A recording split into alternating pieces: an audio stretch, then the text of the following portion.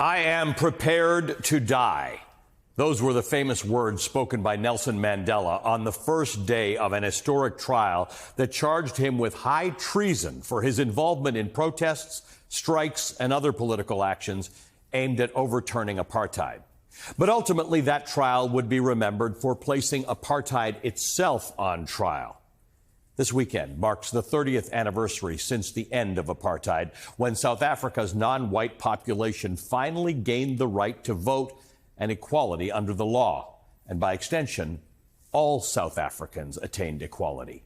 Apartheid, which means apartness in Afrikaans, the language created by white settlers in South Africa, was declared official state policy in 1948. And it led to a system of racial segregation and discrimination that denied all people of color basic rights and subjugated them to institutionalized racism and economic exploitation. In 1964, Mandela, apartheid's most prominent opponent, was sentenced to life in prison for his role in the struggle against apartheid. He endured tragic personal loss while in prison, including the loss of his mother and the tragic death of his eldest son, who was killed in a car accident. Mandela went mostly blind from his sentence of breaking bright white rocks under the beating South African sun every day.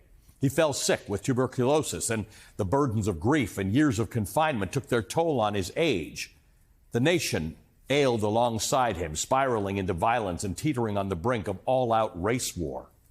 When Mandela was finally released from prison in 1990 as the descendant of South African Indians who spent 75 years living under and fighting apartheid, I understood then what the world was witnessing was not the release of one important man, but the dawn of a new era for my parents' homeland and for democracy itself.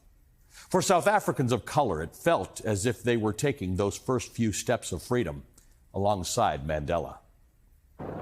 There's Mr. Mandela, Mr. Nelson Mandela, a free man taking his first steps into a new South Africa. One of my most formative moments as a college student in Canada was watching Mandela step out of prison for the first time on February the 11th, 1990, after being behind bars for 27 years. In my new book, Small Acts of Courage, I described that moment. Quote, the campaign for Mandela's release had become a cause célèbre around the world. It had become the symbol that embodied the fate of a nation as a whole. South Africa would only be free when Mandela was free. And now he was free. The first shock was what he looked like. The picture I'd seen of him had been from the time before he'd been detained 27 years earlier. The Mandela I knew was a big man, a boxer, as well as a freedom fighter, but the man on TV was elderly, thin as a rail, with sharp features and, oddly enough, a smile on his face. The smile mystified me. How could he be this smiling, forgiving person after years of torture, confinement, and separation from the people he loved? It was the first time in my life that I had witnessed that kind of grace, end quote. Today, 30 years after the fall of apartheid, Mandela's dream of equality remains a work in progress. The legacy of apartheid continues to haunt the young democracy as it struggles to find its footing and forge a collective identity, a collective multiracial identity. In 2022, South Africa was ranked the most unequal country in the world by the World Bank, with race playing the biggest role in driving the deep inequality. White South Africans, who make up just 7% of the population, continue to own most of the land and control most of the economic activity.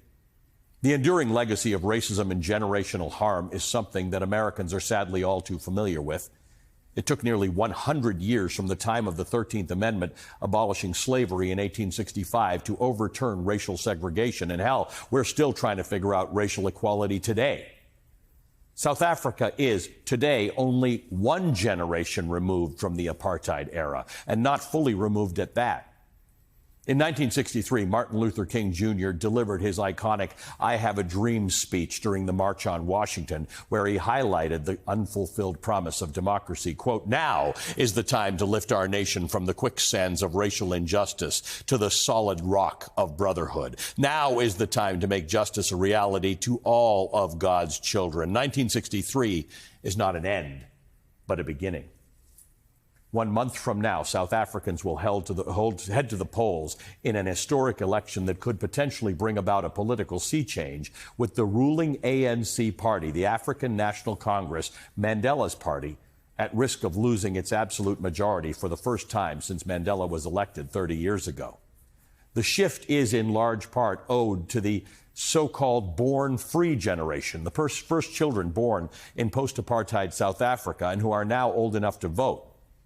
Having only known crippling poverty, this generation is now poised to hold Mandela's successors to account. Mandela saved South Africa from a bloody civil war by embracing peace and pluralism.